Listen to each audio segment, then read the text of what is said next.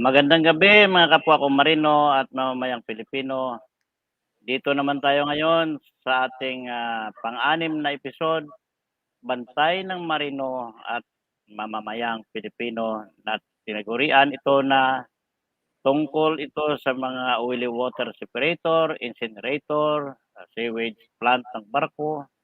Ngunit bago ang lahat, kinakongratulate ko si Marina Administrator Vice Admiral Robert M. Pidrad for guiding the Maritime Industry Authority, Marina, towards proper interpretation of the TCW Convention and Code, whom I am fighting all of this for more or less 10 years. Yet, no one stand on my side as they can earn on the principle and wisdom I possess. Alam ninyo, ang last paragraph ng ECCW forward nagsasabi, the convention and part A of the code form a binding treaty between states and the interpretation of which is governed by Vienna Convention of the Law of Treaties. So the Vienna Convention of the Law of Treaties, Article 31, states, a treaty shall be interpreted in good faith in accordance with the ordinary meaning to be given to the term of the treaty in the context and in light of its objective and purpose. Ngunit ang mga bagay na ito, ang masalita na ito ay napabayaan. Hindi nila naisip that domestic law can in principle not invoke as justification for a breach of international legal rule. Then this refers to Article 26, which probably intended as a reference of Article 27. Ulitin ko, domestic constitutional law could be invoked as a defense against obligation imposed on a state by international law if those obligations contradict the core element of the national constitution. So, ang pagsunod ng STCW, hindi naman ito violation sa constitution, pero nagtaka ako, bakit hindi nila sinunod? Kaya ito, napuna tayo ng European Maritime Safety Agency, na sabi niya kaya malaki ang violation ng Pilipinas. Kaya winarningan tayo. So ngayon ang warning na yan since 2006 hanggang sa kasalukuyan, more or less dumating na mga 14 years. At nagpasalamat ako kay Marina Administrator Impidrad na bigyan niya ng pansin ang mga usaping ito. Dahil sa Article 27, internal law and observance of treaty, a party may not invoke a provision of its international law as justification for its failure to perform a treaty. So this rule is without prejudice to Article 46. Pero taka ko, why it took more or less 10 years to understand all this? May kapitan pa nagsabi sa akin na kilala ang kapitan na ito na may hawak ng money agency at ang sabi, bakit i-apply pa daw ang Vienna Convention of the Law of Treaties kasi 1969 pa ito ginawa. Pero nagpakilala lang siya na ignorant siya doon sa batas na sinasabi niya. At marami rin ang mga kapwa ko chief engineer at mga kapitanes na nagsabi sa akin na modelo ang edukasyon sa Pilipinas kasi BS degree tayo. Pero hindi nila naintindihan na ang domestic law cannot supersede the international law. Tulad ng East Asia Convention na ratifikado ng Pilipinas. Ito ay ipapakita ko sa inyo kung bakit na pinipilit ko ito noon pa. Kasi ito ang layout ng convention. The STCW Convention is a book containing or consisting of 3 sections. 1. The article that outline the legal responsibilities a party has to meet. So tandaan sana ninyo ito na itong mga article na nakalagay doon sa STCW from 1 to 18, dito lang dapat sumunod ang Maritime Industry Authority. Ito ang nag-guide sa kanila kung paano nila sundin ang legal na responsibilidad nila sa pagratipika natin ng STCW. Ngunit iba ang kanilang pag-intindi. Ang legal responsibilities nila lumabas na nung mga nakaraang taon, pinagpirahan lang nila ang mga seaman. So magalit man sila kung magalit, pero yan ang totoo. Then itong annex, ito ay nagbibigay ng technical details on how the legal responsibilities referred to in the article should be met. So dapat yan sa annexes na yan, sa annex 1 to 8, chapter 1 to 8. Dapat yan sila magbase at sundin nila in accordance with the interpretation of Vienna Convention of the Law of Treaties na ordinary meaning lamang ang gamitin. Huwag yung dagdagan pa. Yung singular ginawa mo plural, mali yan. Then, pangatlo, ang STCW code, yan ay nag-specify ng technical details contained in annex. So that contained in Part A and Part B. And that is composed of 8 chapters as well. And Part A is the mandatory standard of training, while Part B is only a recommended guideline. So malimit ito ng mga seaman na nasabi. Ngunit nagtaka ako na bakit hindi sila makipaglaban. May mga seaman din ako nakausap na sabi niya, hindi kami makalaban kagaya mo kasi baka mamaya hindi na kami makasakay. So ngayon, nagsasakay ka nga, pero harap-harapan, niloloko, kaya mo ba yan? So ano ang point ngayon ng mga pinag-aralan natin kung hindi natin magamit? So ngayon, dahil dito sa circular na ipinalabas ng Marina at basahin ko sa inyo maya. So ang basic training at advanced firefighting, kung tuloy-tuloy ang sakay ninyo at may sertipiko kayong hawak na pirmado ng kapitan at attested ng money agency ninyo, hindi na kailangan ang retraining o refreshing kung may hawak kayo na documentary proof. So, sana maliwanag ito sa inyo. Ito ang nakalagay sa STCW Guide for Seafarers. Pag sinabi na CR, that means certificate is required. Ang DP, documentary proof. So, ang documentary proof, kailangan may mga may inisyo si kapitan sa iyo na buwan-buwan nag-training tayo sa barko, monthly drill tayo. So, sapat na yon. So, sa ibang mga training, yung training on board, kailangan may documentary evidence niya na may pakita kayo. At ito naman ang endorsement required to sa ibang flag state. Now, itong basic training, ito sabihin ko sa inyo. According to STCW, seafarers employed or engaged in any capacity on board ship on the business of the ship as part of the ship's complement with designated safety or pollution prevention duties in the operation of the ship shall before being assigned to any ship duties, they have to receive appropriate approved basic training or instruction. So ito ang tinatawag natin na BT. Nung araw to tinatawag ito na BST.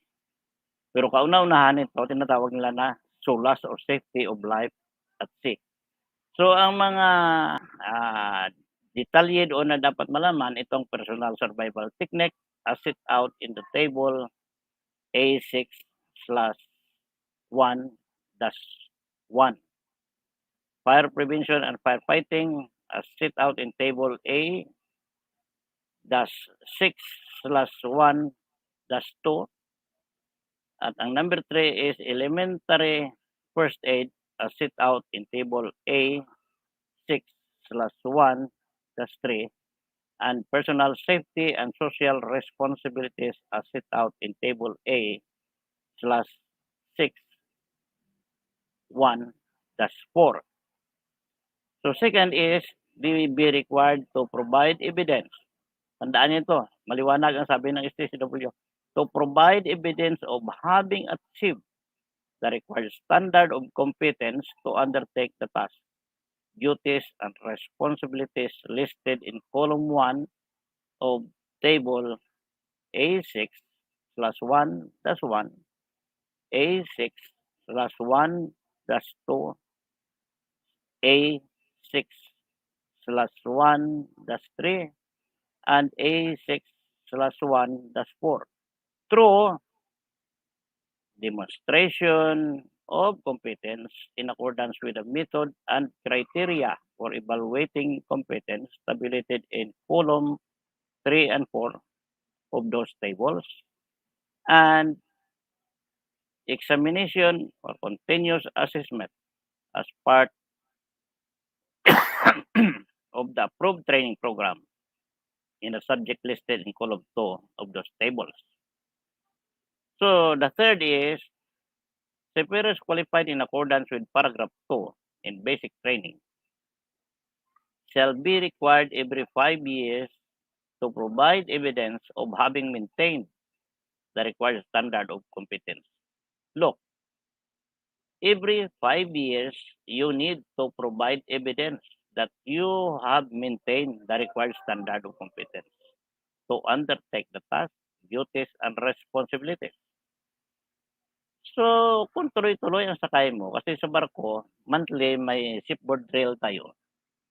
At ang ginakuha natin dito na training sa lupa ay kapareho rin ng drill natin sa barko. So, what is the difference? Mas advantage pa nga doon sa barko, alam mo kung bakit? Yun ay actual. Kaysa dito tayo mag-training sa lupa. Kung minsan nga sabihin lang tapos na, uwi na kayo. So, ang knowledge na nakuha natin, kung dito tayo sa lupa, compare sa doon sa actual sa barko, mas malaki ang knowledge na makuha natin doon sa barko kasi actual yon. Dito naman sa atin sa lupa, kung minsan nagbulong-bulong lang, alas 12 na. O may alas 5 na, uwi na. So, napakaliwanag na the parties may accept onboard training and experience for maintaining the required standard of competence in the following area. 1. In the personal survival technique as set out in table A6/1-1. Meaning, you have to prove that you know how to don a life jacket, you know how to board a survival craft from a ship while wearing a life jacket. Kasi mahirap na may life jacket ka, sa gabal, baka hindi ka makakyat doon sa life raft. So, kailangan maipakita mo yan na marunong ka sumampa sa life raft kung nakasuot ka ng life jacket. At take initial action at boarding a lifeboat to enhance chance of survival. Then, stream a lifeboat, drag or sea anchor, operate survival craft equipment, and operate location devices, including radio equipment. So, you need to know to operate the handheld radio para kung sakali na nangangailangan ka ng tulong, maka-transmit ka ng message doon sa gusto mo bigyan ng mensahe mo. Pero kung hindi mo alam maghawak ka ng handheld radio, kahit may malapit na na barko, medyo mahirapan ka mag-communicate kasi hindi mo alam maggamit. So, napakaimportante kung marunong ka maghawak ng radio. Then, second is the prevention and firefighting as set out in Table A, -6/1, -2. So, the use of contained breathing apparatus, and the effect of rescue in a smoke-filled space using the approved smoke-generating device on board while wearing a breathing apparatus. So, yun ang mga bagay-bagay na gina-training ng mga seaman kung pag-usapan ay itong basic training. Now, sa nabasa ko na yon, mukhang naunawaan ni Admiral Inpidrad na mali nga ang ginagawa ng Marina simula't simula pa. At ang ginawa niya noong Agosto 26, ang programa ko, hindi ko ginasabi na ako ang dahilan kung bakit nagkaroon ng Marina Advisory, ngunit nagkataon lang na naging coincidence siguro. Nagsimula ang Bantay ng Marino at Mamamayang Pilipino noong Agosto 13. At siguro, ewan ko lang kung narinig din nila ang mga sinasabi ko, pero nitong Agosto 26, 2021, gumawa ang Marina ng Advisory number 2021-49, series of 2021. Ito ang sinabi, to all seafarers, maritime training institution, ships owner, manning agency, other entities and individual concerned. Subject: additional guidelines on the revalidation of Certificate of Proficiency, COP, issued under the Regulation 6/1, 6/2, and 6/3, in accordance with the Section A6/1, A6/2, and A6/3 of the 2010 Manila Amendment to the STCW Convention. Ang pitsa nito ay August 26, 2021. Nagkataon lang na sinimulan ko ang Bantay ng Marino at Mamamayang Pilipino noong Agosto 13. Ang sabi ng memorandum ay ganito: notice is hereby given that pursuant to Presidential Decree 474, Republic Act 10635, and its implementing rules and regulation, IRR, and in compliance to the 2010 Manila Amendment to the Standard of Training Certification Watchkeeping for Seafarers, this authority hereby adopt the following. 1. Ito, pakinggan nyo maigi. Seafarers qualified in accordance with Section A, the 6/1, A6/2, and A-6/3 shall be required every 5 years to provide evidence of having maintained the required standard of competence. Tama. Nakita nyo na ang binasa ko kanina, every 5 years, you are required to provide evidence of having maintained the required standard of competence. Ang pangalawa na sabi ng circular ay, seafarers with onboard training and experience, 12 months every 5 years. So, ibig sabihin, sa loob ng 5 taon, kailangan may 1 year ka lang nasakay for maintaining the required standard of competence set out in table A6/1, A6/2, and A6/2-2, and A6/3 shall be accepted as evidence in lieu of the corresponding refresher training. So, nakita ninyo, noong mga nakaraan, kahit bagong baba ang bata, o baba ang seaman, dahil 5 taon na yung kanyang BT or basic training, pinapa-refresh nila o ginapa-retraining nila. So, yan ay pinuna ko yan noon, pero walang maniwala sa akin kasi sabi nila, isusunod lang nila ang STCW. So ngayon nakikita ninyo na sa loob ng 5 taon, kung may 1 taon ka lang nasakay, hindi na kailangan magre-training ka. So maliwanag. So pabor ito sa inyo kasi hindi na kayo maghirap mag-training at hindi na kayo magbayad. Gano'n din ang nangyari sa OLC at saka MLC na pinaimbestigahan ko sa Senado. Dami rin nagtawa do'n sa'kin dahil suntok na sa buwan 'yan kasi, sabi nila, yan, sa STCW. Bakit ngayon ay na-abolish nung panahon ni, Admiral Impedran. So ibig sabihin, kung noon pa sana ay ginawa 'yan, ay kundi hindi sana naloko ang ating mga seaman. Pero tayo naman ang mga seaman ay, mahirap din kung minsan tayong mga Pilipino unawain. Alam mo anong sabi ng iba sa'kin, "Tingnan mo sir, dahil ikaw lumalaban kunin na hindi na nila ni-renew ang COC mo. Okey lang, okey lang sa akin kung hindi nila na-renew. At least alam ko ang ginagawa ko at least sa ngayon natuto sila na sundin ang tama. Dahil kung walang lumaban nito, kung minsan sabihin mo lang na, "Ay kasi natsambahan lang natin 'yan kasi, binago na nila ang requirements so pasalamat tayo." So hindi maganda ang ganyan sistema, pero sa ngayon panahon na dahil maliban doon sa mga problema na hinarap natin nung mga nakaraan, sa panahon ng pandemya ngayon napakahirap ang sistema.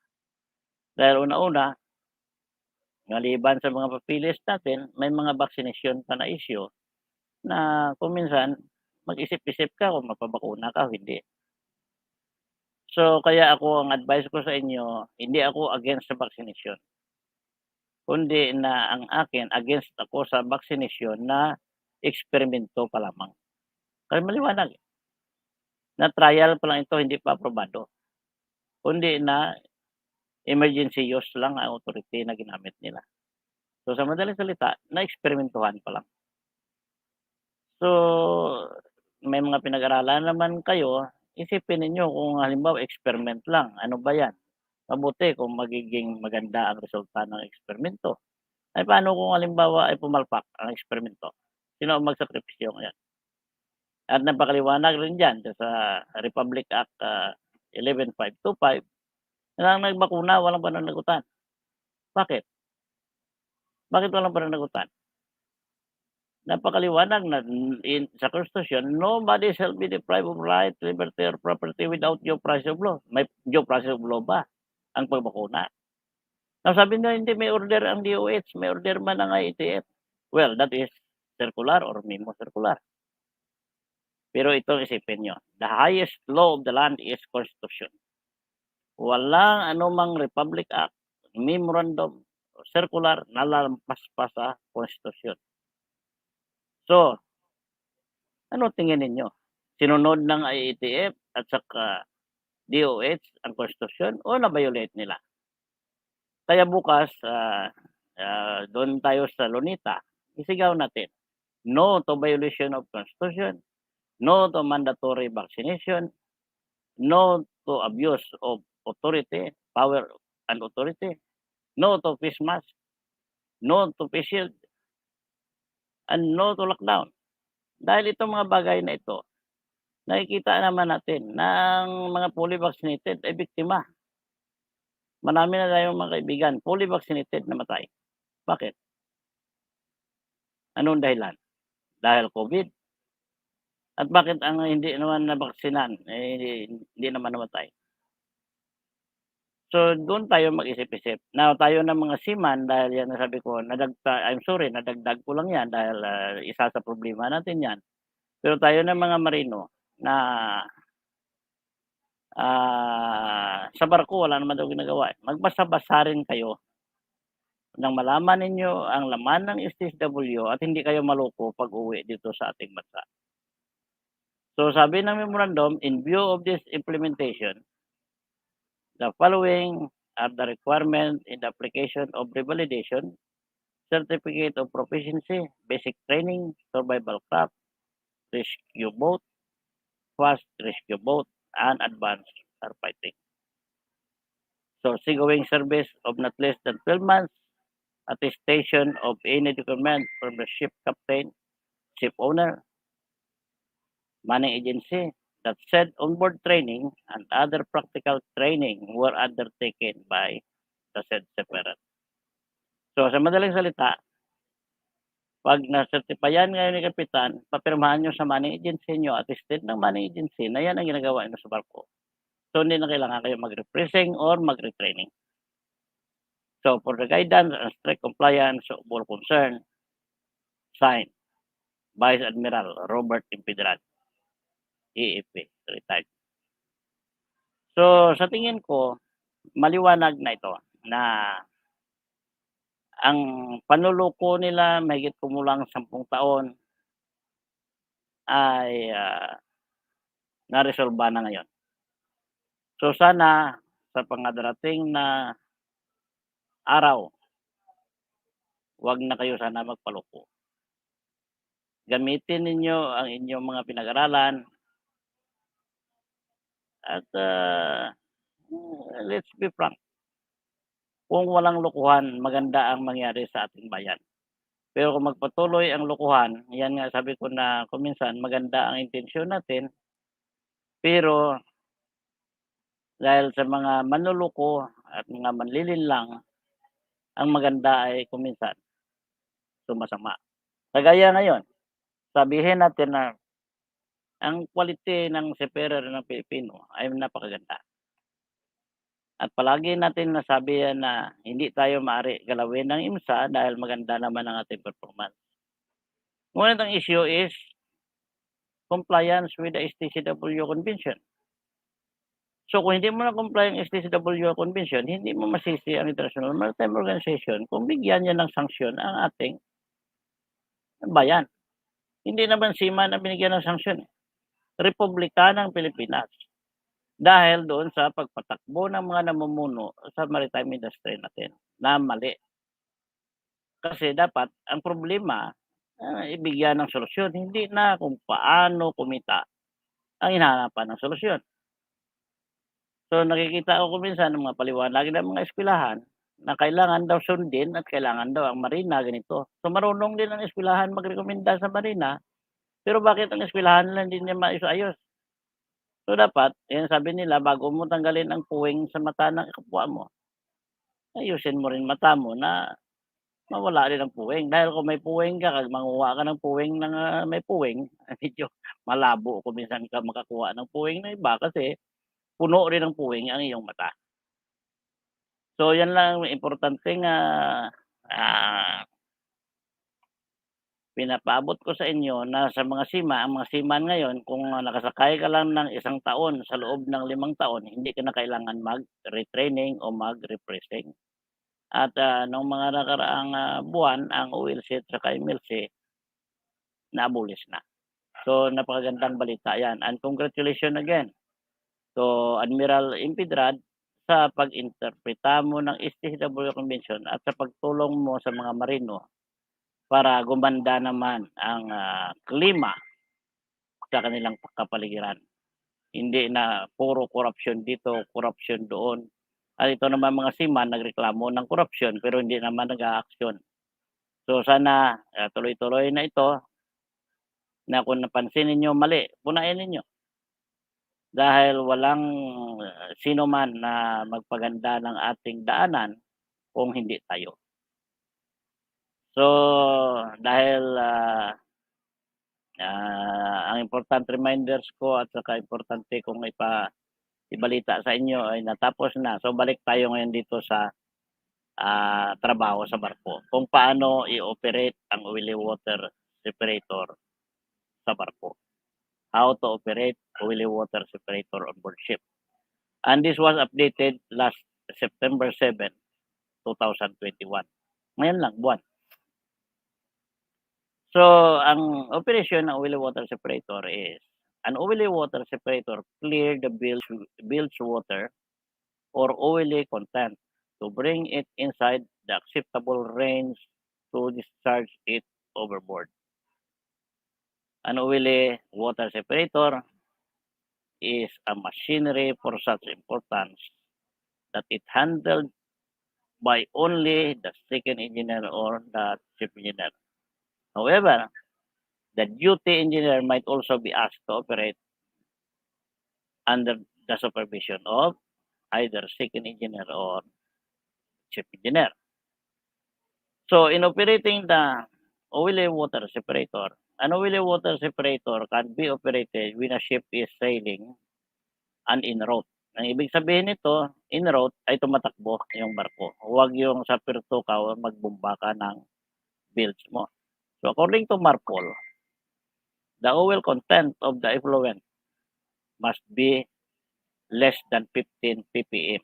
Ang ppm, ang ibig sabihin part per million.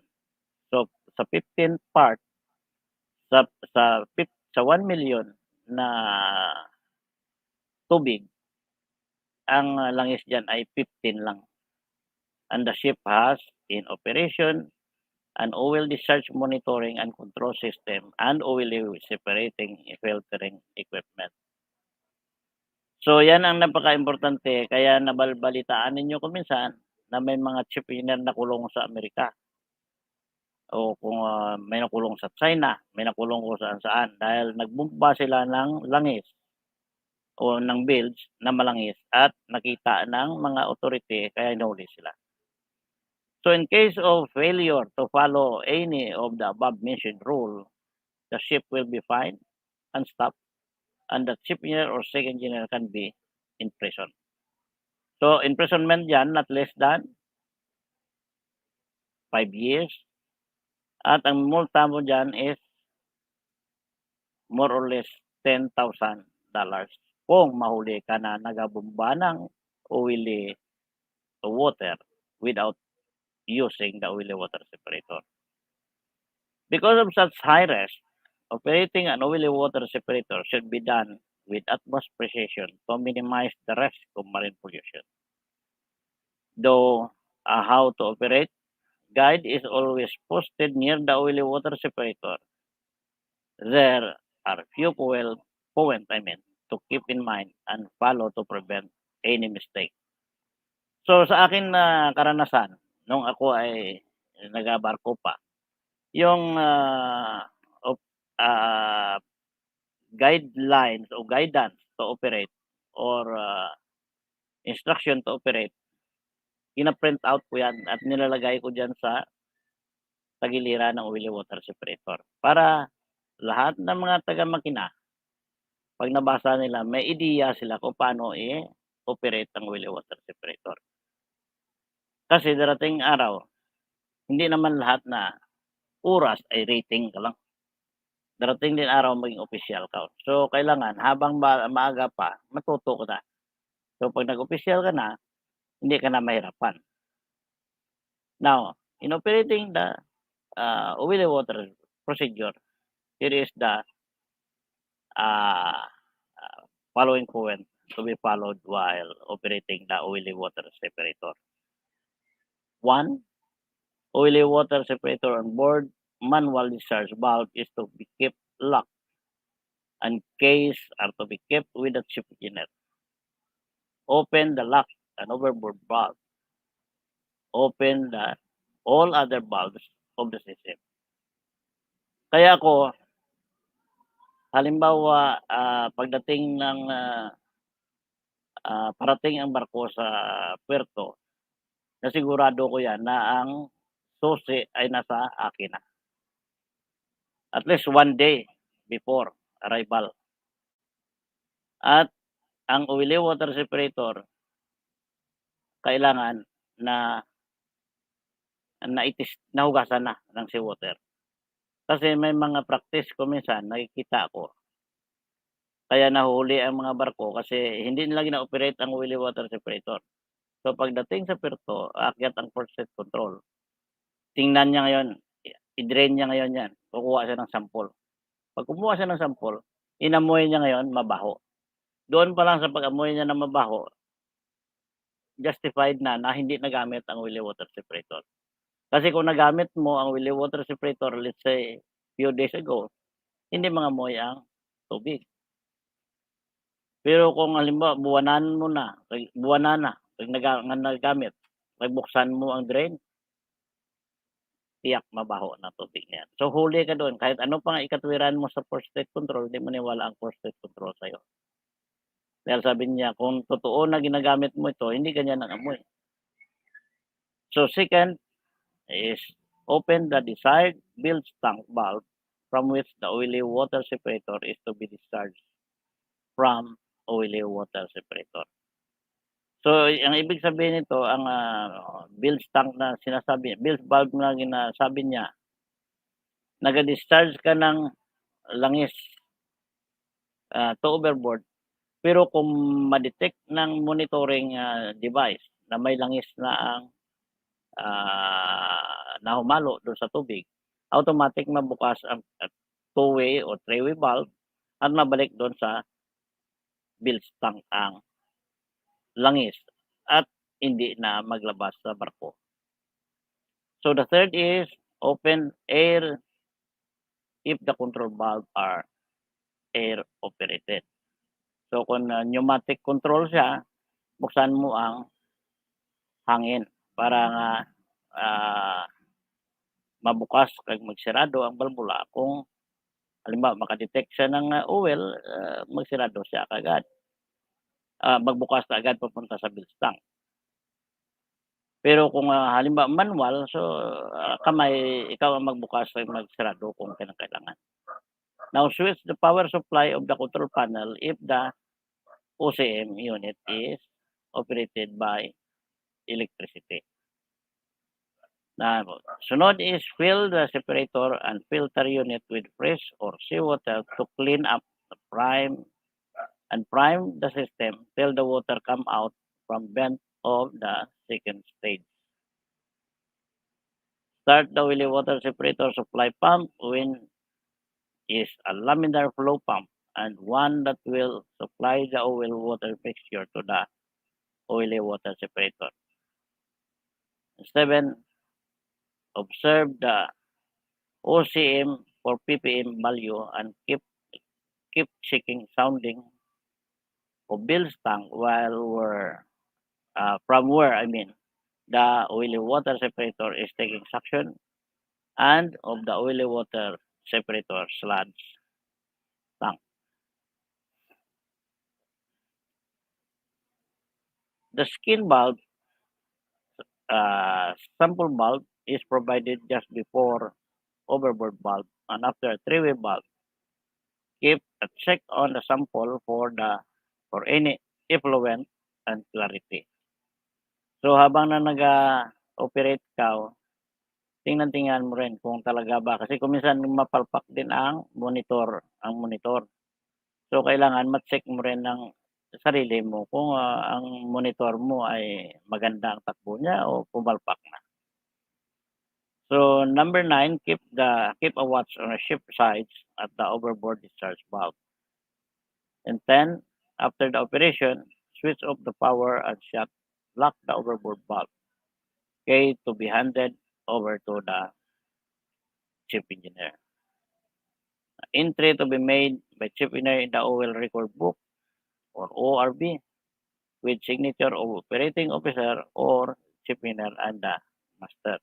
So ako nung ako ay chief engineer ng barko, hindi ko pirmahan ito sa mga junior engineer ko. Kundi ako mismo ang pumipirma at ako rin nagadala kay kapitan para pirmahan niya. Para kung in kaso man na magkaroon ng problema, ay hindi kami ni kapitan na mahihirapan magresolba kasi dalawa kami, may direct communication kami. Kaysa ipadala mo lang sa isa at pag maya sabihin ni kapitan, hindi ako pumirma diyan So nagkaroon na kayo ng problema. So kailangan magkaroon ng transparency kung totoo ba na yung nangyayari na ginawa ninyo ay tama o nagpalusot lang isa't isa sa inyo. So ganyan ang pag-operate. Now the most important in your room document ships cannot sail without it are the following. So ito tandaan niyo. Hindi mag-alis ang barko nito sa puerto kung mawala ang mga dokumento na ito. If you thought that with just an up-to-date engine room and skillful crew, you can set sail on your ship to high seas, then you are wrong. A ship alone, with its engine room and experienced men, require a set of important documents to sail safely and without any obstruction from any foreign country. So a vessel can only travel from one foreign port to another with valid certificate and up-to-date recorded document. All documents in the engine room and bridge should be fully filled, checked, and signed by the operating officer and countersigned by the managerial level officer for smooth and lawful operation of the ship. Ang ibig sabihin ng managerial level officer, ito si kapitan at saka si chief engineer. In this article, we will discuss the importance of entire documentation along with the importance document which come under engine department of the ship. So, pasensya ang mga taga-deck kung hindi ko na-discuss ang tungkol sa deck department. Pero dahil chief engineer ako, ang expertise ko doon ay ang tungkol sa makina. So, mahirap naman. Sana may mga kapitan naman nagagawa nito at nang maintindihan din ninyo kung ano ang kanyang paliwanag. Kasi mahirap mag-handle ng mga bagay-bagay na hindi mo kabisado. Maaari, alam ko rin, pero maaari magkamali ako. So, mahirap yan. Dahil oras na nagkamali ka, issue, magkaroon ng issue na kasi hindi naman kanya trabaho yan, pinasukan niya. So, mahirap yan. So, ang kaya lang natin gampanan, yun lang ating gampanan. So, ang mga importante nga may dokumento ay ganito, engine room logbook. So, ano ang engine room logbook na tinatawag? Ang engine room logbook is used to record all the parameters of the running machinery which include main propulsion plant, power generation system, boiler, purifier, refrigeration system, air conditioning plant, etc. with the signature of the duty officer. Any abnormal finding is noted by the duty engineer during SWAT. So, kung anong mga abnormalities dyan, kailangan isulat mo sa logbook. Isulat mo rin ang any maintenance for machinery with date and remarks by work carrying officer. Nakalimutan ko pala, tulad sa oily water separator, pag nagpalit ka ng kuliser, kung anong pitsa ka nagpalit ng kuliser, isulat mo yan. At kung maaari, mapicturan mo pa. Para na just in case na magtanong ang mga port authority kung napalitan mo, nasaan ang pinalit mo, nasaan ka kumuha ng ang pinalit mo, madali mo ma-justify sa kanila at hindi ka tanong na hanggang magkalit-litsi ang sagot mo. So, yan ang importante sa oil water separator. So, ngayon, tuloy natin itong mga important document sa makina. So, the voyage number and from and to port is written in the logbook. The running hour of different machinery for every watch is recorded. So, ang running hour napaka-importante kasi kung minsan diyan nagsimula ang kalitsi ng makina, na-due na pala ang overhauling ng isang parte ng makina, hindi pa nagalaw kaya nagkaroon ng emergency repair or nagkaroon ng emergency trouble.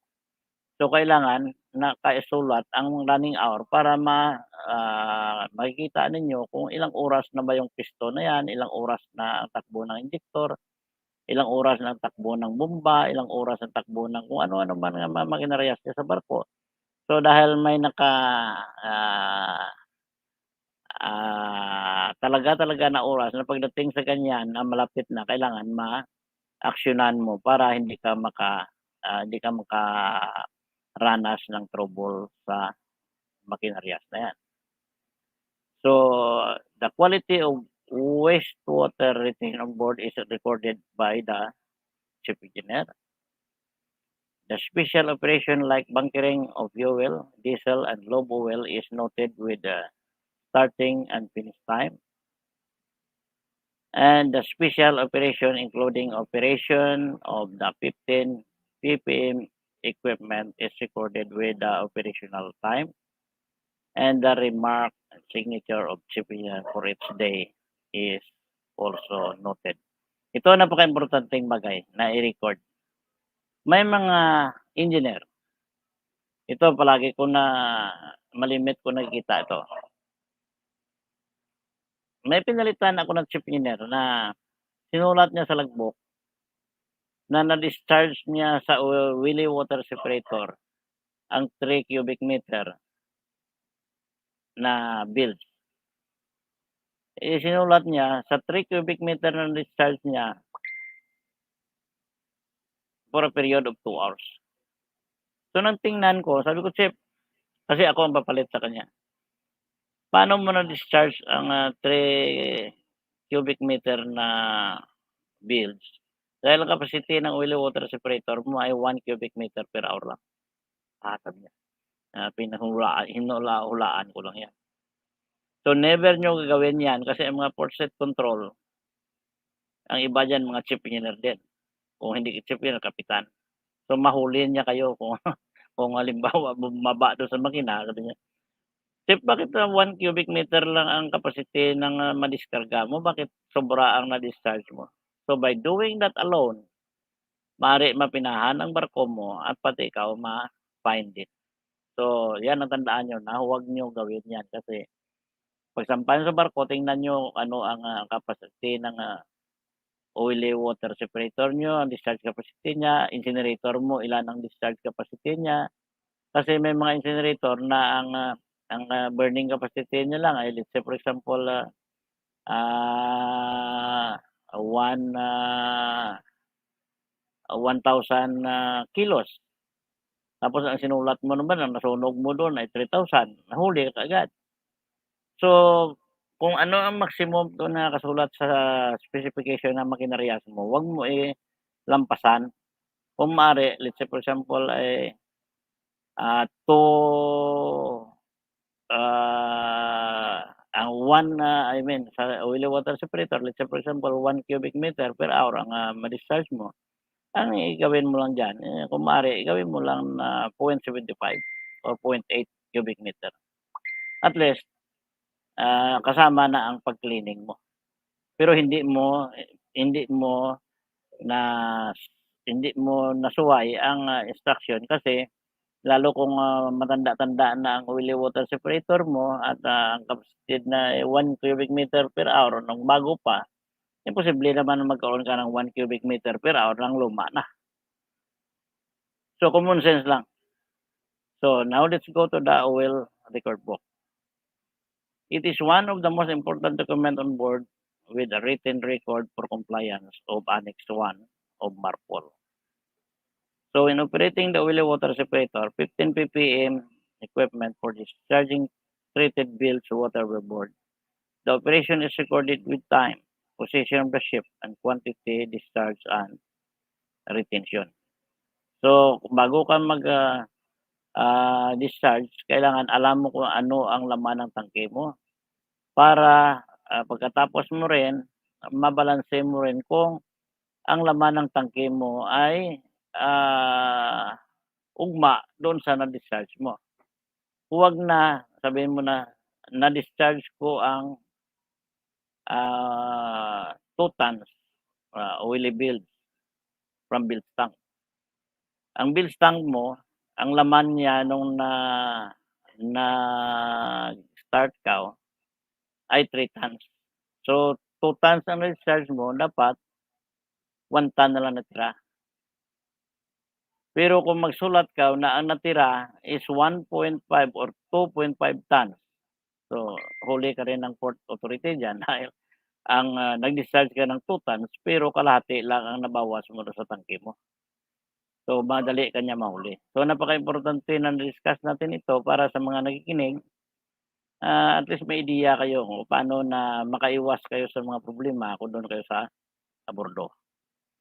So then the maintenance operation of MARPOL equipment such as oily water separator, sewage treatment plant, and incinerator to be recorded with the type of maintenance, date, and time. So sa bunkering operation naman, in bunkering operation to be recorded including date, time, bunkering grade, quantity bunkered, port of bunkering, and retention of tank used in bunkered operation. The weekly retention of wastewater that include bilge and sludge system to be recorded as well. An internal bilge or sludge transfer to be recorded with date and time and quantity transferred. Any maintenance on oily water separator is recorded and acknowledged by engineering officer carrying out the operation. It should always be accompanied with the IOPP certificate and all the receipt of the bunker or the bunker delivery note, sludge bilge and disposal operation. Then all the operation and records are acknowledged by officer carrying the job along with chief engineer signature. At the end of every page, master will sign the oil record book. So, wag nyo kalimutan, if you are a chief engineer or second engineer, one day before arrival, make sure that the oil record book was been signed by the master. Kasi pagdating ng barko mo, sikapin ng port authority yan or port state control. So pagpakita mo na walang pirma si kapitan, yan may problema ka na. Mag-isip-isip na doon ng port state control na mukhang may problema itong mga tao dito sa bordo. So hanggang na makapag-isip siya because of that particular problem, it might also endanger the ship as well as the environment. So make sure that one day before arrival, pirmado ni kapitan ang oil record book. Now, let's go to the engine room tank sounding. It is used to keep written record of sounding of all the engine room tank, including wastewater tank, fuel oil, diesel oil service testing, and bunker tank.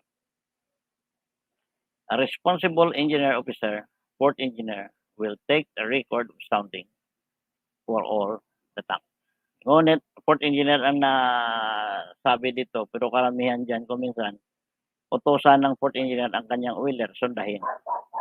Pero ito naman, kayo naman ng port engineer, bago kayo maniwala, itingnan nyo maigi. Dahil baka mamaya, dinaya kayo ni oiler, pag dinaya kayo ng oiler, may pananagutan di kayo doon kay chief engineer. Kung ma-question si chief engineer.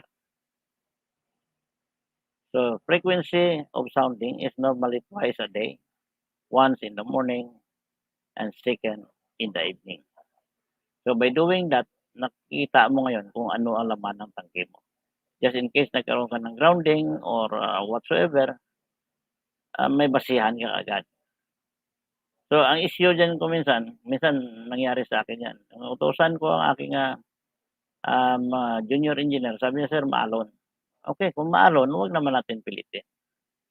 Consider natin, una-una, kung maalon, hindi accurate ang sounding mo dyan kasi gumagalaw ang barko. So, ang mga pag-sounding ng morning and afternoon na yan, tingnan nyo kung saan ang pwede. So, kung sobra kaalon itong araw nito, maaari na itong araw nito, hindi mo ma-sounding. Pero bukas, pag gumanda na ang panahon, huwag mo kalimutan, sundayin. So, next is the record of sounding is acknowledged by the engineer officer taking the sounding.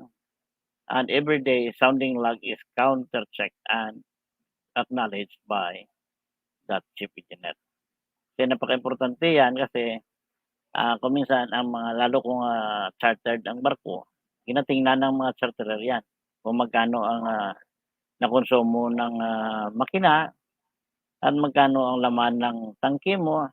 So pagdating sa perto, lalo kung mag-turn over, pag tiningnan niya ngayon na nagdaya ka, medyo may pananagutan ka doon sa kanya, tanungin ka niya ng tanungin, bakit ganyan ang sounding mo? Sabi mo ganito ang, konsumo mo. Bakit ngayon ay, lumalabas na malaki ang natira? Hindi mo alam na pera ko 'yan. So, diyan may problema na. Next, so let's go to the sewage management log. Sa sewage management, ang sewage nito yung ang dumi natin na, halimbawa magdumi tayo sa barko, doon dumadaan yan sa sewage tank. So, doon sa sewage tank, may tinatawag tayo doon na sewage plant. Doon dumadaan yon. So, kailangan ma-log din natin yan. May sulat din natin sa logbook. Para pagdating ng, mga port authority, hindi tayo mahirapan magpaliwanag dahil ipakita mo lang sa kanya ang record na the sewage, plant was properly maintained. So, the sewage management log consists of ISP certificate, operating procedure of sewage plant, and maintenance procedure of the sewage plant. The city engineer is responsible for maintaining sewage management plant log. And any discharge of sewage overboard at sea is recorded in this log along with date, time, position of ship, and quality discharge. All record are acknowledged by the engineering officer carrying the operation, and the maintenance of sewage plant, in short, chlorine, tablet dosing, etc., is recorded and acknowledged by engineering officer carrying out the maintenance, and the sample testing of sewage is also recorded and acknowledged. So ito ang napaka-importante. Dito sa sewage, kailangan na malinis mo rin ito bago dumating sa puerto. Kasi while underway ang barko, nakadirekta yan, minsan nadirekta natin ang dumi, labas la sa barko, hindi natin pinadaan sewage. Ngunit huwag nyo kalimutan, kung ginagamit nyo yan ng narekta, huwag ninyo kalimutan na ilipat sa sewage plant at least 2 days before arrival. Kasi kung arrival na ilipat mo, sus, buong akomodasyon yan mga moy. So makita ng port authority na ngayon mo lang nilipat kasi maamoy ang barko ng dumi. So yan ang tandaan nyo, at least 3 days before arrival, kung malayo-layo ang voyage, nailipat mo na. Kung malapit lang voyage mo, at least 1 day before arrival, malipat mo na. Okay? So let's go to the oil to sea interface log. It is used to record working of those systems which has direct interface of oil with seawater. The chief engineer is responsible to maintain this log. It normally includes stern tube system, lobe oil cooler, cooled by seawater system. Normally, the level or quantity of oil in the system is recorded to check for any leakage. All reading is acknowledged by the chief engineer. Entry is to be done once in a daily basis. So any abnormalities is recorded and acknowledged by the chief engineer. So dito naman sa seal log, normally most of the shipping companies have a system of sealing all marple system, which include overboard line for oily water separator, sewage system, overboard, and line, belt system, line, etc. with the help of seal. Ibig sabihin, selyado. Halimbawa, pagdating malapit na ang arrival mo sa puerto, kailangan silyuhan mo ngayon ang overboard valve na direkta. So dumadaan na ngayon doon sa sewage plant mo ang dumi. So all the seal placed on board have an individual number which is logged in the seal log. The date and place where the seal is to be fitted is recorded in the log. The chief engineer is responsible to maintain and acknowledge all the record in the book and the date when the seal is removed, and the purpose of removal is also logged in the seal log. So ang katanungan diyan nung sabi mo tinanggal mo, anong dahilan bakit tinanggal mo ang seal? So kailangan justify mo kung bakit tinanggal mo. May maintenance ba? O may gagawin ka ba? O kung ano man. Pero kailangan isulat mo kung anong purpose bakit tinanggal. Kung hindi mo na isulat, yan ay questionable yan sa port authority. So Saturday, Monday, and routine log. All the emergency equipment such as life-saving apparatus, firefighting apparatus, equipment and system on board, which are tried out weekly, monthly, or yearly basis, depending upon the equipment operation and company requirement for the satisfactory operation are recorded in this log. So, kailangan ang mga pag-testing ma-record din. It includes emergency generator, emergency power pump, emergency compressor, lifeboat engine, emergency stop of pump and ventilation fan, fire dampers, and other equipment system as per company requirement.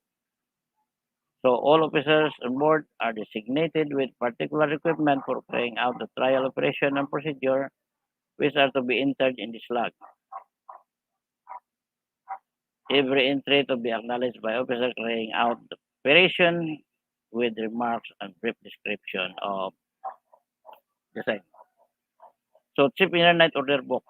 Ito ang Night Order Book nito, ginagawa ni Chief Engineer to para makontrol niya kung ano ang nangyayari. Halimbawa, ito ngayon, gagawin mo ngayon sa gabi ito, o mas kung ano gusto niya gagawin sa gabi na yan, dyan nakasulat yan sa Night Order Book niya. So, one is, only the Chief Engineer is responsible for maintaining this log. The Chief Engineer instructions are written for night watch officer in this book.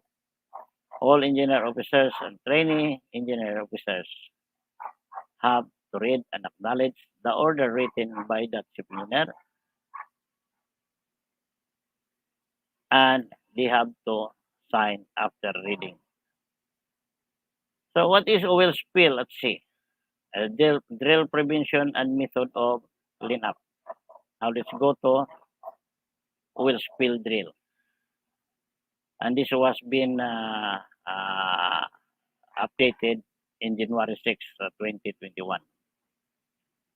Contamination of seawater due to oil pour as a result of the accident or human error is termed as oil spill. Understanding of oil spill.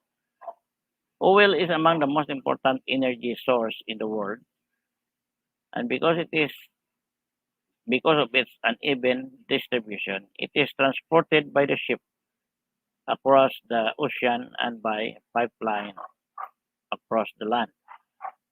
This has resulted in several accidents in the past while transferring the oil to vessel, during transportation, the breaking of pipeline, as well as while drilling in the earth crust. While massive a massive and catastrophic spill receive most of the attention, smaller and chronic one occur in a regular basis. This ship contaminate the coast and estuaries and can cause serious health problems to human beings. Oil is mixture of hydrocarbon compound, which are the decayed remains of marine animal and plants died and drifted to the bottom.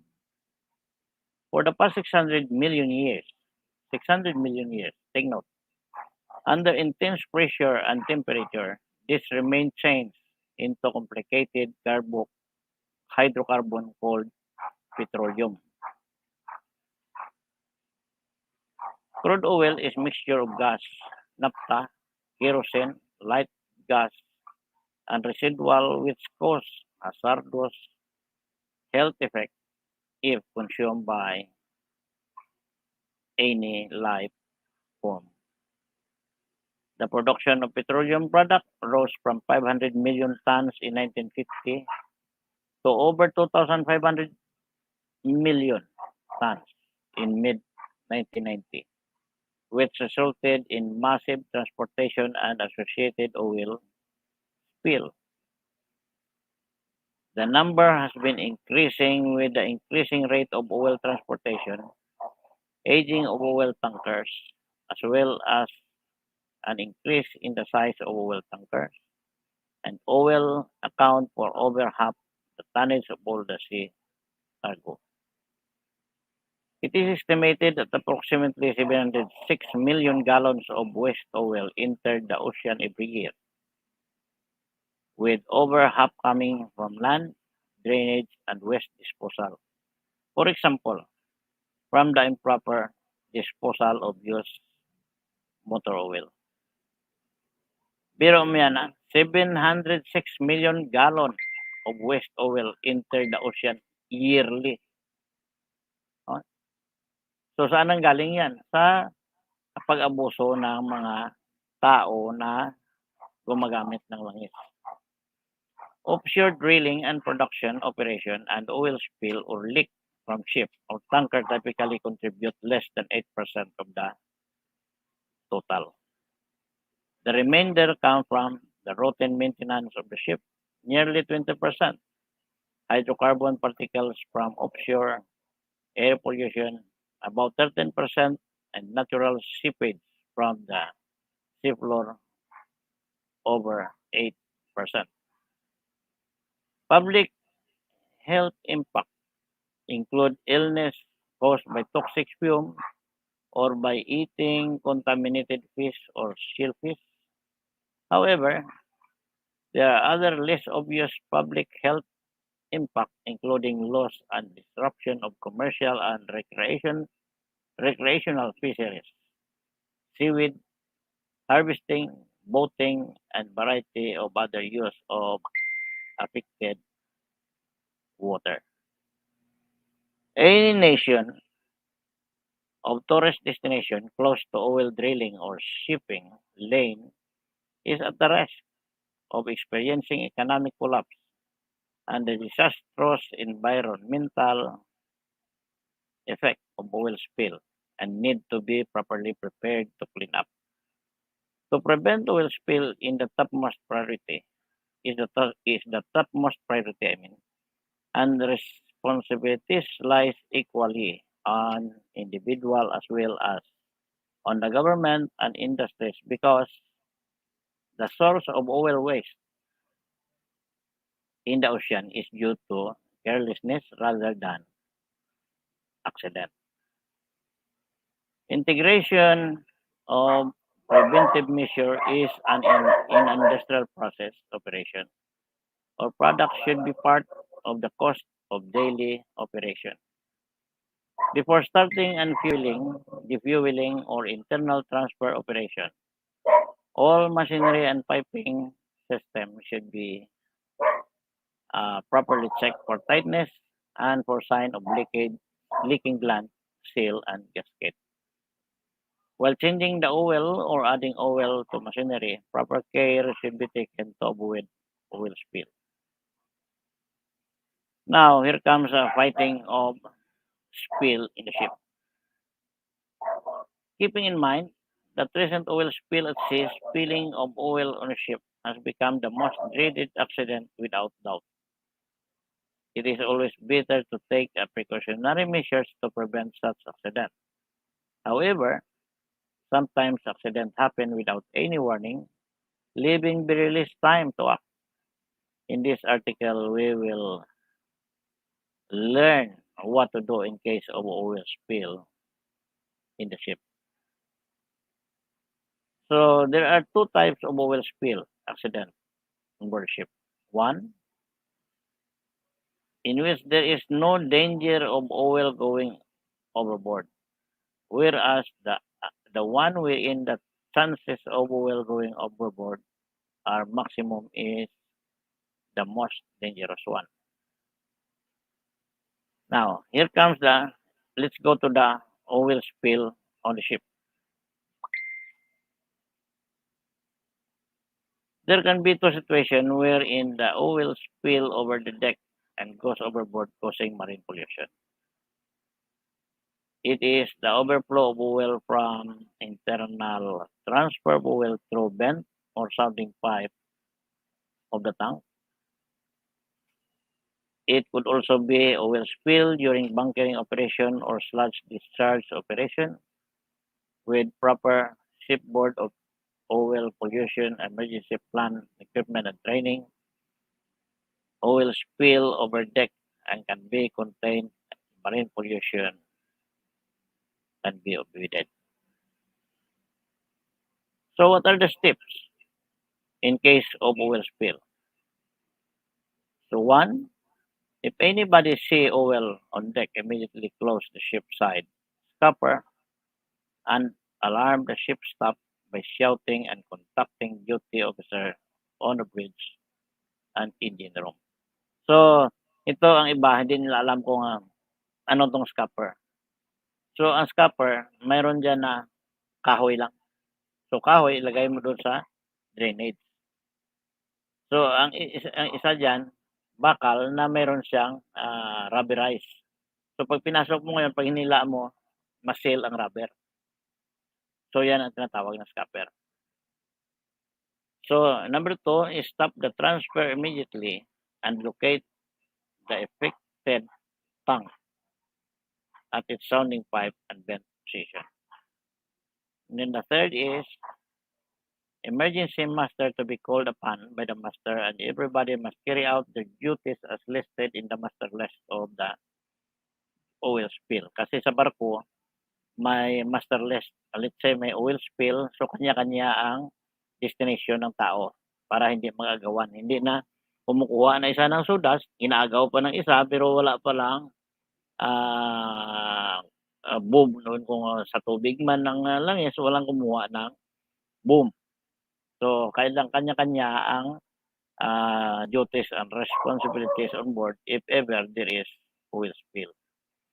So, use of sufficient equipment and other means to be done to contain the spill within the ship. So, lower the quantity of spilled tank to a safer level in any other permissible tank. Kung limbawa ang tangke na puno na, so you have to lower the level. So, putting sawdust over the scupper plug will give an additional barrier for oil to go overboard. Kasi kung lagyan mo ng sawdust, ma-absorb ng sawdust ang oil. So, hindi na lalabas ang oil sa tubig. Collect the spread oil in 20 liters soapy drum and clear the affected area. So, the master to enter the whole scenario in the ship incident report form and pull up the meeting to discuss the accident so such accident can be avoided in the near future at na hindi na maulit. So now let's go to the oil spill during bunkering operation or sludge discharge operation. So dito ko minsan malimit ito kasi ang pagsunda, mali ang pagsunda, sabi niya matagal pa, hindi pala alam na umapaw na ang tangke. So the following points are to be noted in case of oil spill during bunkering.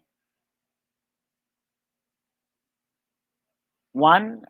One standby officer is always present in the bunkering manifold. If we see any oil leaking or leakage near the area, immediately shout stop to the bunkering supply vessel loudly or in the BHF very high frequency. If remote switch is applied, immediately press the switch.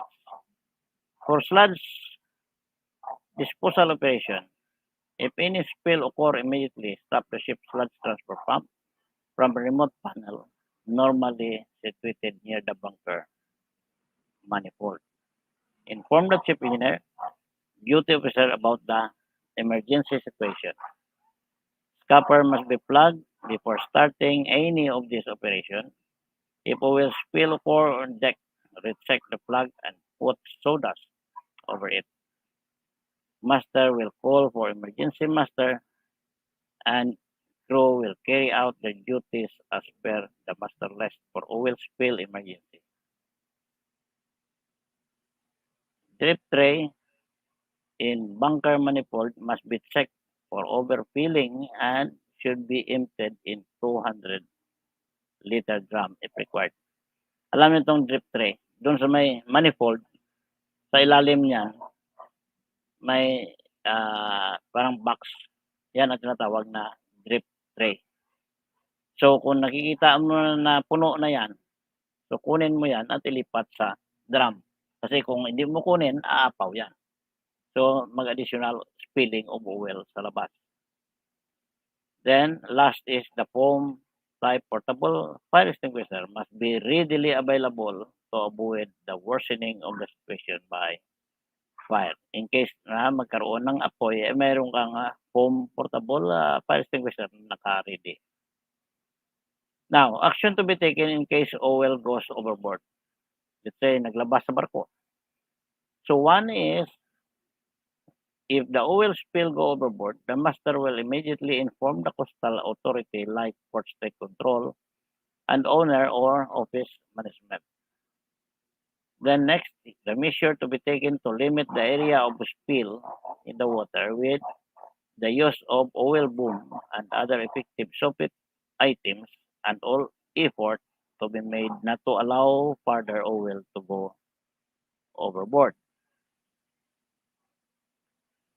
Third is use the oil spill dispersant chemicals can be done to contain spill but with prior permission from Port State Authority. So hindi basta-basta lang na magamit ng oil dispersant, but you have to inform the authority as to whether or not they will permit you to spray the oil spill dispersant. Kasi kung halimbawa may mga isda dyan, so delikado, mamatay ang mga isda kung sprayan mo ng oil dispersant. So fourth is contact with 24 hours oil spill response organization to be done by the master for further cleaning up operation by the shore team. So entry to be made in the bridge logbook, engine room logbook, and oil record book about the spill. So nangyayari ko minsan na mga tanker, malaking spillage. So here is the example of the largest oil spill. Dreadful oil spill result in great damage to marine environment and sometimes end up with destroying a complete species. It is said that the largest known oil spill incident was not an accident but a result of pre-planned war. As per statistic, there was a recorded discharge of billions of gallons of oil from the largest oil spill. We all are familiar with the Gulf War in 1991, in which the forces from Iraq quit their invasion to Kuwait. After that, for blocking the forces from the United States, the Iraqi forces left the oil pipeline as well as oil open and set its fire. So the fire was so massive that it began in January and end after 4 months in April. So during those days, I was there in Iran.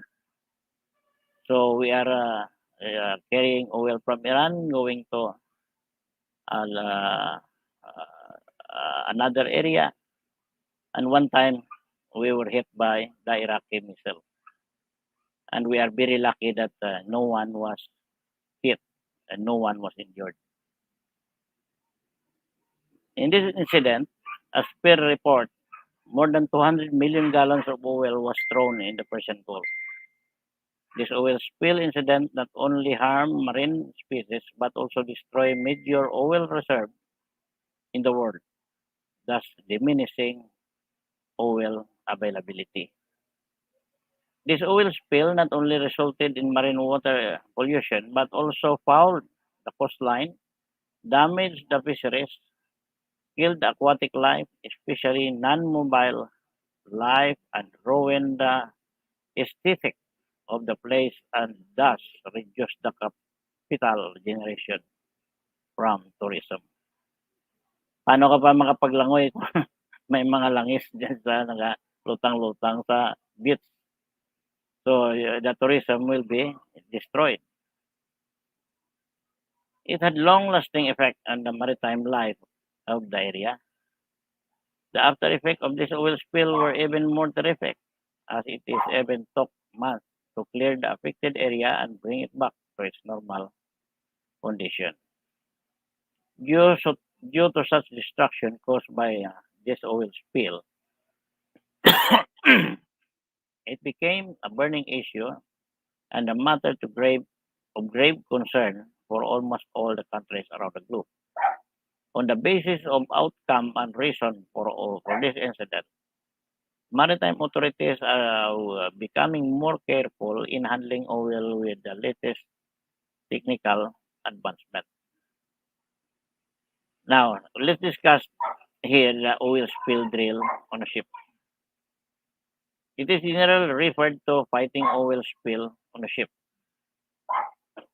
The ship should be equipped with all required precautionary measures, and the crew on the ship should be accustomed to oil spill safety drill prior to the voyage. These safety measures will keep in catering accidents which break in during the voyage without any prior warning. Before making preparation for the prevention of oil spill or fighting with spillage, it is essential to know about the different types of oil spill. So these accidents are of two types. In one dose in one oil does not go overboard and the other in which oil goes on board. The latter one causes maximum damage, so it is considered as the dreadful incident as compared to the former one. These are two common reasons for oil spill, which are as follows. One, the oil can spill when oil is being transferred internally. That is, when oil is passing through a sounding pipe or vent or oil vent. Bunkering operation is the second major event when oil can spill. It implies that there is more probability of oil spill while discharging sludge. If appropriate equipment is used and the personnel is trained in this concern, we can control marine pollution to a certain extent and to less dangerous event, this marine pollution can be completely avoided. Now, let's discuss the basic training is given to the crew during an oil spill drill. So ito ang mga bagay nito, yan ang may sabi kanina nabanggit ko sa simula na so the basic action to be followed and checked during an oil spill drill in sum up as follows. One, the side scupper of the ship should be shut down immediately when there is any oil on deck. Turn the alarm on the bridge it to notice the duty officer. The point such as the sounding point or vent where the spillage started should be located and must be locked for its solution. All the processes of oil transfer should also be put off from this point or the tank. The master list should be prepared in advance and all personnel should be trained for handling the spillage and the shipmaster should be called the emergency master when they notice the spill. The ship should be equipped with a sweep equipment which can contain the spill within the ship and after collecting the spilled oil in the sweep drum, clear the affected area at the earliest and tank should be filled with permissible level so as to avoid spill. Scupper plug should be properly tightened and sometimes soda supplement lightness of the plug. This will not let the oil rush overboard but act as an additional barrier. And last but not the least, after fighting the victorious after fighting victoriously from the incident of the oil spill, a report should be prepared and discussed in the meeting, and preventive measures should be detailed in the meeting to fight and prevent such an incident in the future. So, additional training on oil spill during the sludge discharge or bunkering cover, the below check and action to be taken. One, a bunkering manifold should have a supervising officer to check the leakage intermittently on a short regular interval. Kailangan walang hindi alis ang tao diyan na nakabantay sa may bunkering manifold. There should be a remote switch which can send alarm to stop bunkering. Put off the sludge transfer operation with immediate effect. So bring oil spill in notice to chief winner and the officers on duty. Drip tray should be checked regularly for overfilling, and the portable foam firefighter should be made available for any discrepancies in case of occur. So solution for oil spill. So the biggest threat to the safe in marine environment is oil spill from the ship. Every year, the government of different countries spend dollars in billion and trillion in inspecting and clearing major oil spill from tanker ship. Problem of oil spill can be prevented at the preliminary stage by ensuring proper working of all active hoses and fuel line, and also all the connections should be leak proof or tight. All safety valves should be in a proper working condition so that supply line with leak can immediately be shut off when a spill or leak encounter. Oil tanker are not clean after every voyage, but they are clean once a decade or at the time when there is some clogging or other operational issues. If there is notice building up of sludge and deposition of water in the tanker, it should be cleaned immediately, otherwise it may result in corrosion of tanker parts or body. So, fire prevention for oil spill. Sometimes even oil spill of small ships add up to huge quantity. This fishing vessel, ferries, or recreation boat are comparatively smaller in size, but are major cause of pollution. Spill in small vessel is mainly result of refueling activities or bilge discharging operation. During this operation, oil mount up with the water in the bottom part of the vessel and get pumped out. Oil spill can be prevented by following measure. One, the engine crew should ensure engine bolt to be properly tight or properly tight to avert the tickling of oil.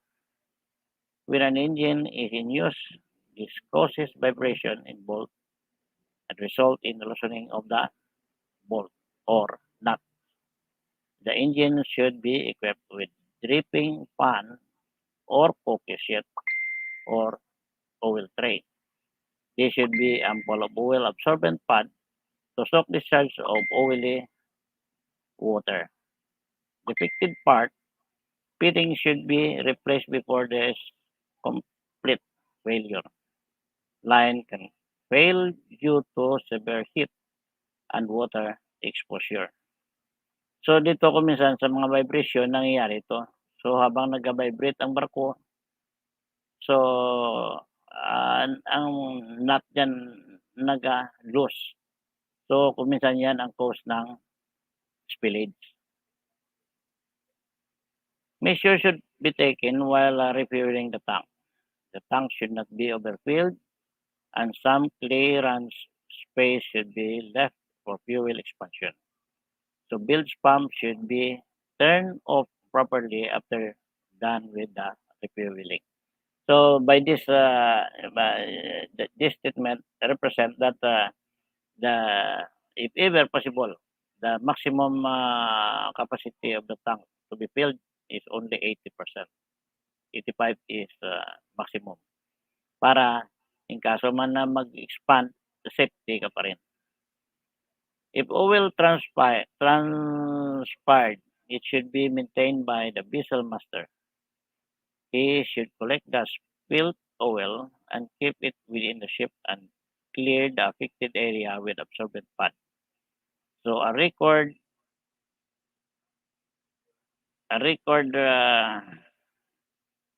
should be maintained regarding spill, and all legal post-spill formalities should be cleared.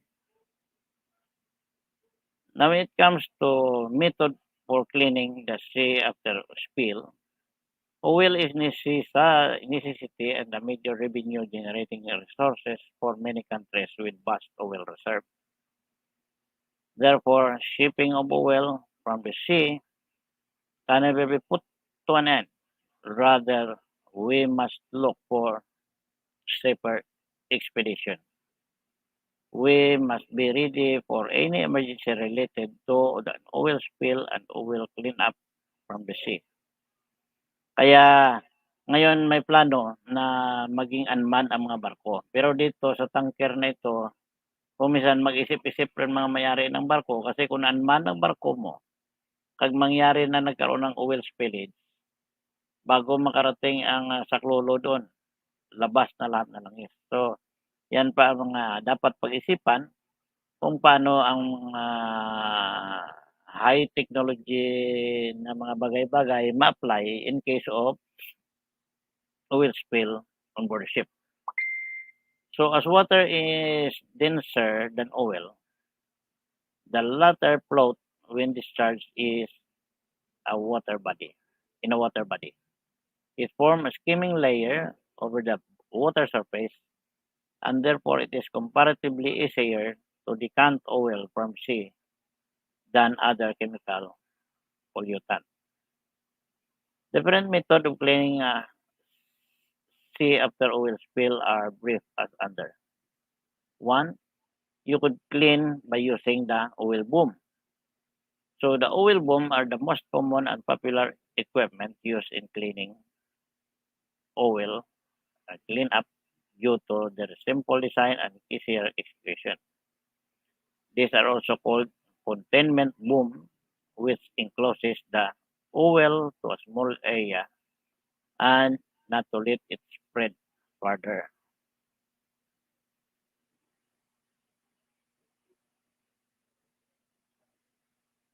Second is, no. And continuation, they have three parts, namely the freeboard, ang boom to skirt, and cable or chain. The freeboard is the portion which is extended beyond the water surface and towards splashing oil above the top. The skirt is positioned at the place down the water surface and squeeze the oil under the boom and not let it escape or spread. To stabilize the strengthening of the boom, a cable or chain is provided until it is completely filled. Alam nito, ang boom nito na nasabi ko, kung minsan may makita kayo dyan sa may Manila Bay, may makita kayo na parang ahas na na naka-float sa dagat, sa tubig, yan ang tinatawag na boom. So, pag ang langis doon sa gitna, hindi na makalabas doon kung napaligiran niya. So, habang na na encircle niya ang langis, may panahon na kunin mo ang langis doon na naka-float sa taas ng tubig para hindi magkalat sa labas ng boom. So other feature of oil boom are as follows. These methods is employed when the area of spill is comparatively smaller. It is used when the containment boom are locally available because if the boom is to be transported from a faraway site, the spill can expand to a larger area and become difficult to manage. Also, it is used in the water where wave velocity is constant because fluctuating tides make it difficult for an oil boom to perform cleanup properly.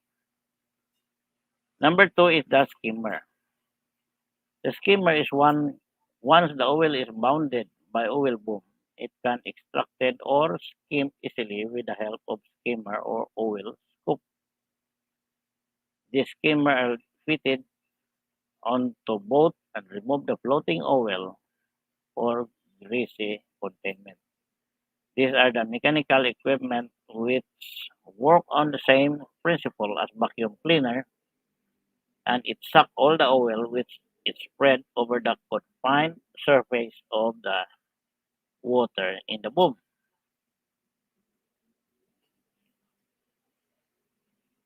So this use physical separation of oil and water and make it available for further use. Other main feature or skimmer are as follows. It is economical method oil cleanup because the equipment used for skimming oil are relatively cheaper. And this is a major loophole if the use of skimmer in oil decantation is that if debris are present in a confined region, it can choke or plug the skimmer easily. And the third is the sorbent. The material which absorb the liquid are termed as a sorbent. It is easily processed of oil cleanup. Most common sort of sorbent were the material which are pitmos, vermiculite, and the haze. Some of the feature of sorbent are as follows. These are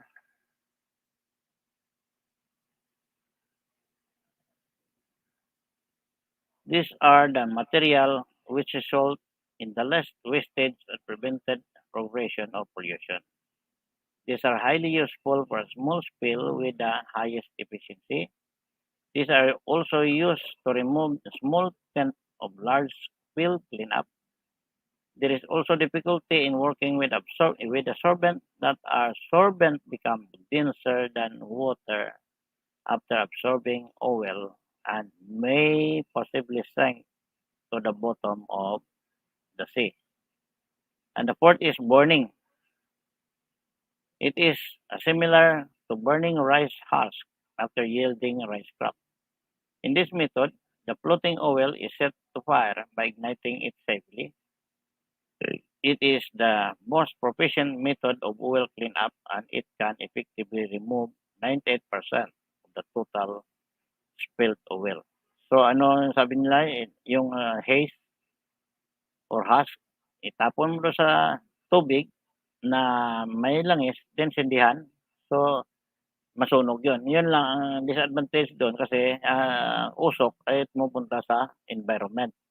So nakaka-apekto yan sa environmental ano natin issue. Other feature of burning in situ, the spilled oil are brief as under. It works safely and effectively for oil spread with a thickness of 3 millimeter and larger spread. But this method is not economic friendly, eco-friendly I mean, as it releases toxic gases and from burning oil to the environment. Kaya sabi ko nga, hindi siya eco-friendly. Pero 98% matanggal niya ang langis sa tubig kasi sinunog niya. So fifth is the dispersant. When the oil cannot be confined with a boom, then we are left with the last option of oil disintegration.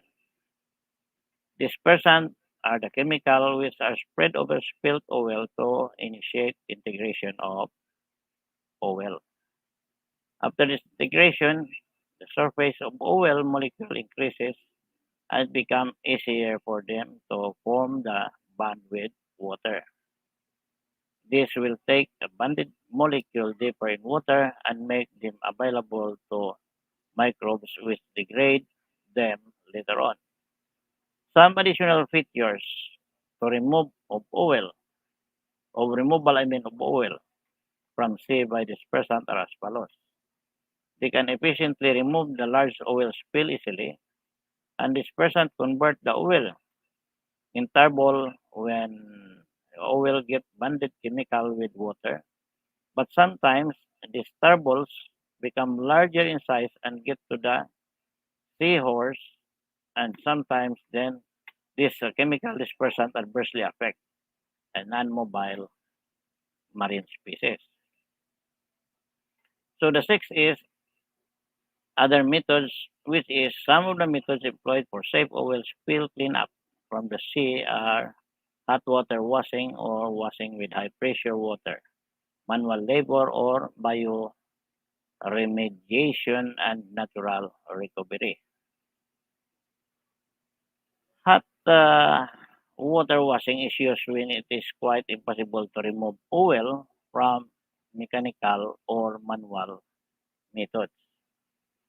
With high pressure sprayer, water of above 170 degrees centigrade or Celsius is sprayed, and this hot water at high pressure flush the oil to the water surface and make it available for mechanical equipment such as boom, shovel, and skimmer.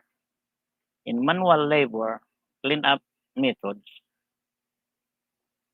handheld tools or mechanical equipment are used to clean up, and it is time consuming but an economical methods for decanting oil from shoreline. Also, the place where other methods seems inaccessible, this method serve victoriously. Biomediation methods involve removal of oil by application of specific microorganism. This microorganism disintegrate the oil complex with simpler molecule whose decomposition and cleaning is easier. Sometimes fertilizer are used for degrading the oil, which may result in other harm for the marine ecosystem. So natural system is the simplest way as no negative effect method will spill cleanup. So the major principle underlying these methods is the principle of self-cleaning action and of river which lead to auto removal of oil by evaporation or natural integration by aerobic and non-aerobic biological organism. So it is the most eco-friendly and cheaper methods among all. It is the time-consuming process and employed usually for a small oil spill. So because we are almost run out of time, so although there is a specific sewage treatment plant I need to discuss, but this could be discussed later. So for the time being, we will end up the program, and next time the sewage treatment plant, I'll have to discuss it accordingly para maunawaan ninyo kung ano ang kahalagahan ng sewage treatment plant sa barko. So this is all I could discuss with you, and for the time being, we have to end up the program, and I am Chief Engineer Ben Lorque, disseminating information sa kapwa ko mga Marino, at least uh, na, naipaliwanag ko sa inyo ang kahalagahan ng mga equipment sa barko at kabutihan naman na mapulot ninyo kung nakikinig lang kayo. Magandang gabi sa inyo lahat and good night.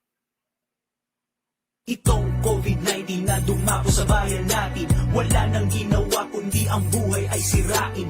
Buong mundo ang may problema, paano ang virus supuin? Pinoy ang nag-invento, isang spray tawag ay Alizin. Alizin, Alizin, ito ang panlaban sa COVID-19. Alizin, Alizin, virus ay kayang tanggalin. Spray mo lang sa bibig at lalamunan, spray mo din sa ilong at mga mata, sa damit na iyong gagamitin, spray mo din ang Alizin. Gumamit ng Alizin, ng virus ay pang-alisin. Pag lahat nag-spray ng Alizin, pwede na. Hello, What's your name? Charles Christian Alisa. And what do you do? By profession, I'm a medical laboratory scientist. Scientist. Oh, and you saw the results of Alizin spray? Yes. So, anong tingin niyo dun sa results ng Alizin spray? Overwhelming yung effect niya kasi I think it's much better pa sa antibiotic. Why? Kasi basing on the laboratory result, kasi doon talaga ako mag-base kung ako yun. Basing on that, yung within 1 minute, na-eliminate niya yung virus, which is hindi kaya ng antibiotic. Kasi ang antibiotic is 1 to 2 minutes, kaya niyang mag-proceed na magkaroon ng sunod inhibition. Ito, 1 minute lang nawala na. Okay. Thank you very much. Thank you. Okay.